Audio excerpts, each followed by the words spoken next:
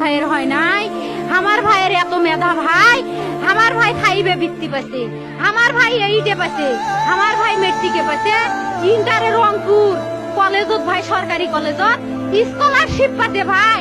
বাপে আমার খুশিতে কান্দিছে ভাই, হাই রে স্কলারশিপ পাচ্ছে ভাই। আমরা মূর্খ মানুষ জানি না এত মেধাবী ছাত্র ভাই কি জন্য সরকারে মারার অনুমতি দিল ভাই, কি জন্য?